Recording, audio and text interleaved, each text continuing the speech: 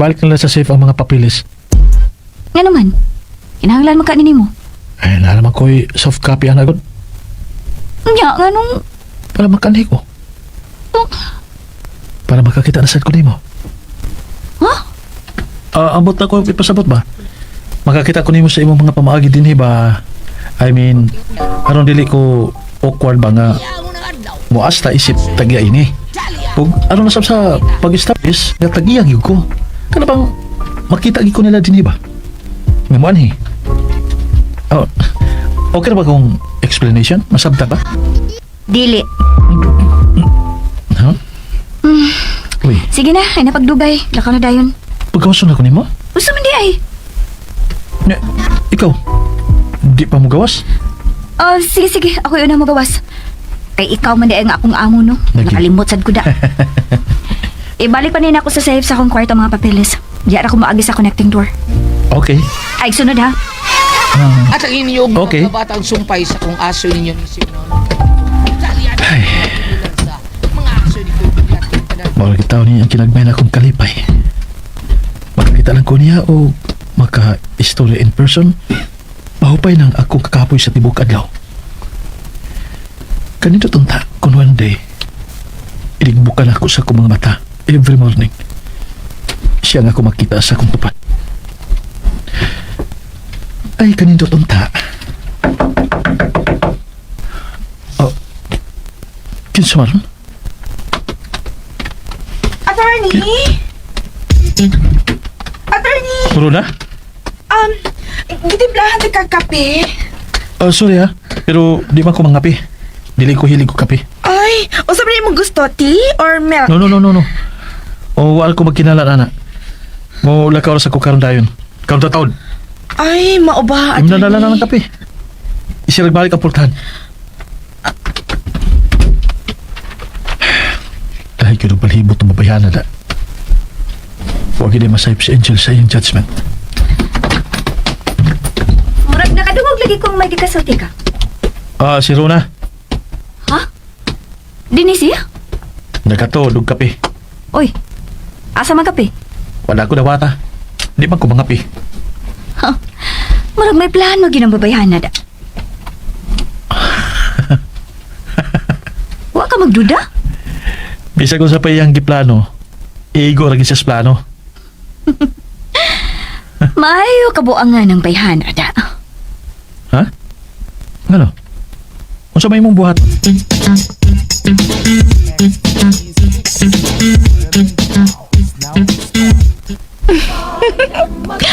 Okay ra nga alof ka, attorney. Iyan anak mo gid na. Pero asar man ka ba? Mubikay ra gihapon ka. Sweetheart! Ay! Ay! Habi ko pag kinsa. Ha? Kano na eh?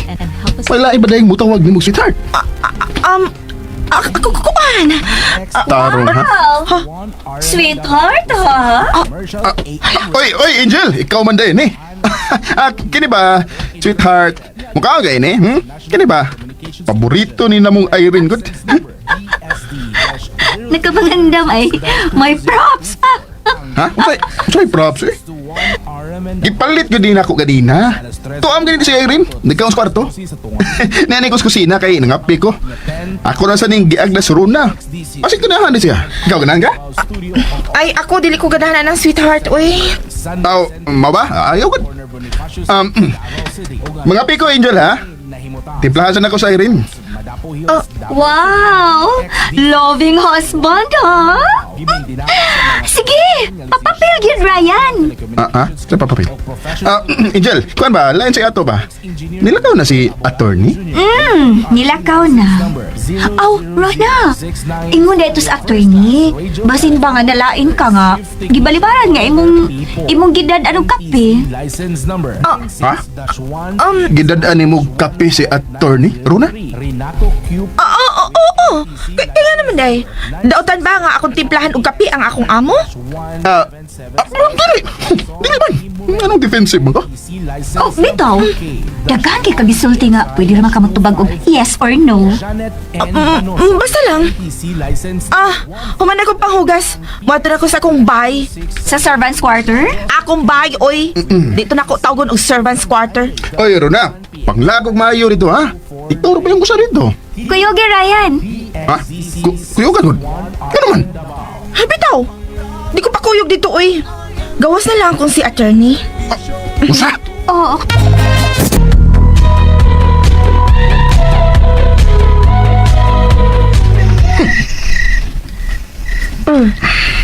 Naon sa makahan? Wa man ka mahimutang.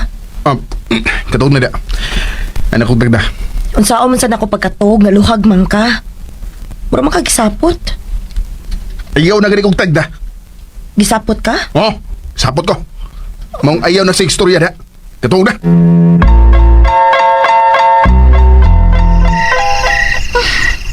Anong gisapot man ko? Pag ko kasabot na ako. Available ka ako, no? Sultihin niya si attorney Ana, ha? Mautoy akong gisaputan nga iyang gisulti. Uy, narugoy sa puton man ko tungod lang ato. Oh, kemper. Pero, ang araday kong sa puton, oy. Tarunggod ka pagkatao si Marvin. Samtang kadtong runaha to, hiwi. Maong gisapot yun ko ron. Gisapot yun ko itong babayahan na to. Si Marvin ganyan tuyuan? Ha? Pero, time pa. Anong gisapot mo kung maayo? Uy! Nga naman eh!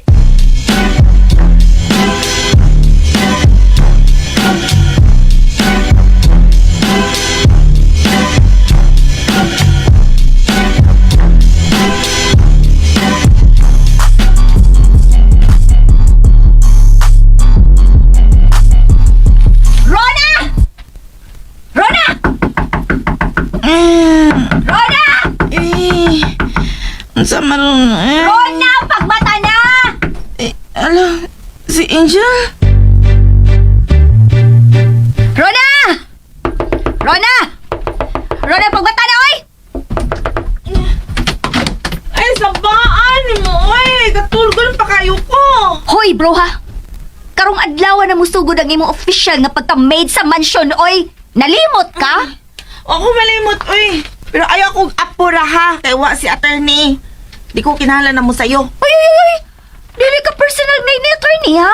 Maid ka sa mansyon. Dili si attorney ang imong serbisyuhan, ang mansyon. Nakurat ka? Ay, nagduka-duka. Alas 6 na hapit, oh. Nay, mas una pa man ako nagmata ni mo. So what? Maid man sa kaparihas man ta? Dili lagi ta parihas. Lahi tag level die. Ay pagmaniya diha, lihok na kay dako kay kaglimpyohanan. Maligo sa ko, oy! O yan na kaligo ay kun mahuman kag andam og pamahaw. Ha? Ako pa di mo andam? Aki sa man di ay. Ako? Oo! Ikay mo andam og ako'y magbuot kay ako'y nagpasto ni mo trabaho og ako'y mo sweldo nimo. Ngano kung ikay mo sweldo na ako? Tungod kay ni anak ko ang budget ining mansion. Gihatag na tanan ni attorney na ako. So, ako'y mo sweldo nimo. Maong lihok na paghikay nagpama Ano koy? bawaan mo ilok oy. Ngun bitaw kong maligo na ko. Di ko ka masugot. Sige na lang, kaligo na dito. Kaligo. Hi guys, tanaw ta TV no. Nindot ni siya guys. Documentary.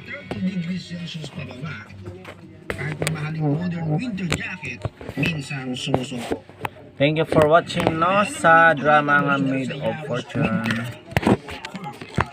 Og mahumanay na guys no ang drama nga daghan sa sakta. Tanaw ta guys.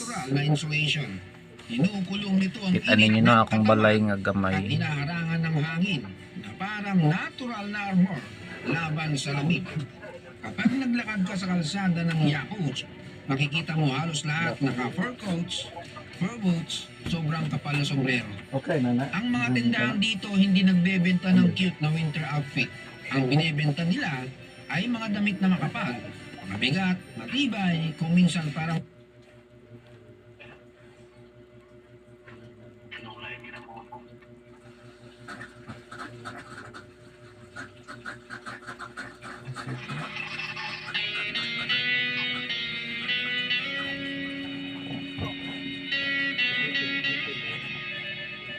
may mga bansang sikat, may mga bansang mayaman, at may mga bansang tahimik pero puno ng kwento.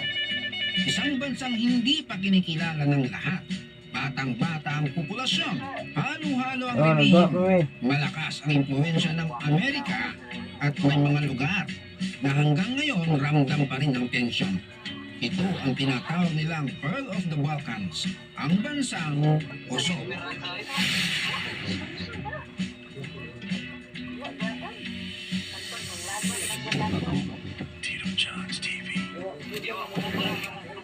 Noong 2008, biglang lang sinabi ng Kosovo, ayaw na namin, tapos na to. Usa silang humiwalay sa Serbia na walang paalam, walang group chat, leave group agad. Pero hanggang ngayon, 117 countries pa lang ang kumikilala sa Kosovo.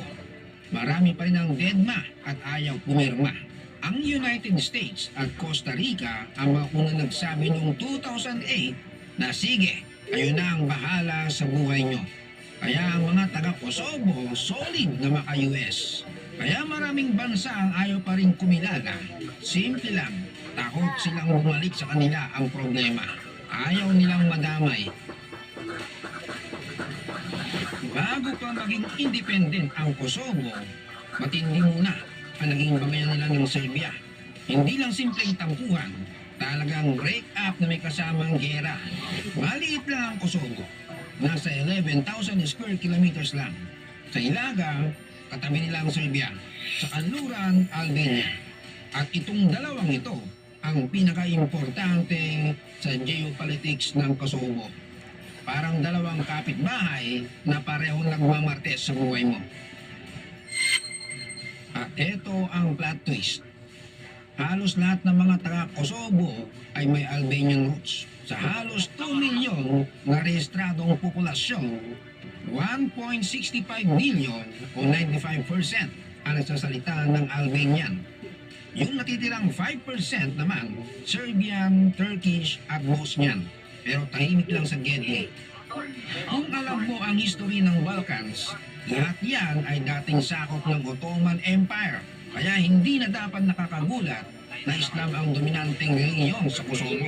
Sa katunayan, halos every 200 meters may moske. Pero huwag mong isipin na parang Middle East vibes ito. Ang Islam sa Kosovo ay chill lang. Walang pilitan, walang pakialaman. At ang mindset ng mga tao, mas Western kaysa Arab. Mas ginagaya pa nila ang Europa at Amerika kaysa sa mga bansa sa Middle East. Sa hilagang bahagi ng bansa malapit sa Serbia, mas ramdam ang Orthodox Christianity. Kaya mekus-mekus talaga.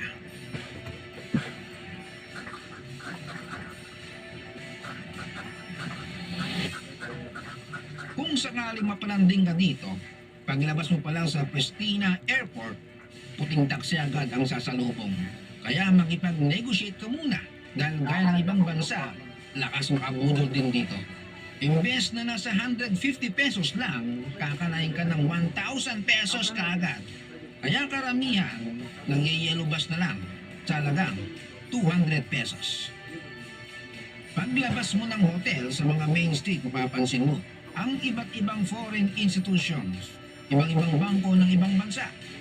Isa sa pinaka-iconic sa Pristina na kapital ng Kosovo ay ang Mother Teresa Cathedral. Itinayo noong 2007. Project mismo ng gobyerno para sa mga Katoliko. Pwede kang umakyat sa tuktok nito sa halagang 70 pesos. At mula doon, kita mo ang buong lungsod ng Pristina na sulit sa presyo.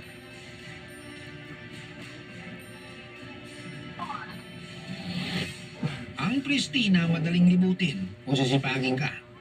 2 araw lang, kabisado mo na ang buong kapital. Ganong kaliit. At itong unang mapapansin mo, naglipa na ang American flags dahil sa tumatanaw sila ng utang ng loob. Noong lumalaban ang Kosovo para sa kalayaan nila, NATO with backing ng United States ang tumulong para protektahan ang mga Kosovars laban sa posibleng pag-atake ng Serbian. Kaya para sa kanila, ang US at NATO ay hindi lang allies, kundi guardian angels. Balik tayo sa 1999. Ang buong Kosovo naging sulit ang suporta sa Amerika, lalo na kay President Bill Clinton, at may Statue of Liberty pa sa ibabaw ng isang hotel sa Pristina. Talagang love na love nila ang Amerika.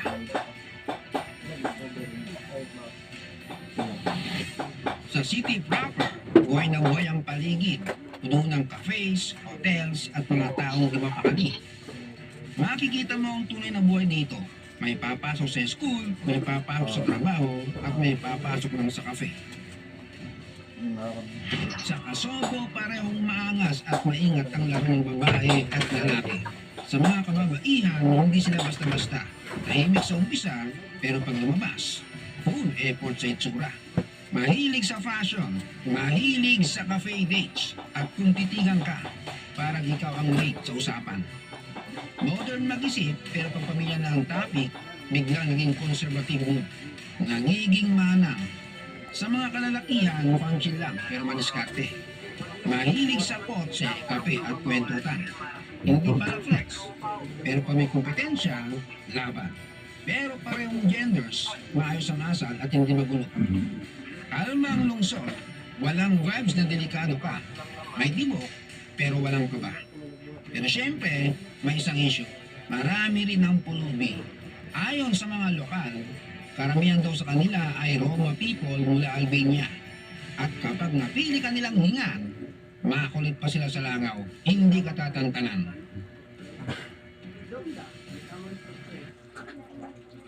KCC 13 million mega raffle at baka isa ka sa tatlong maghuli ng tumalabintin na 1 million pesos. Manalo na rin pakit.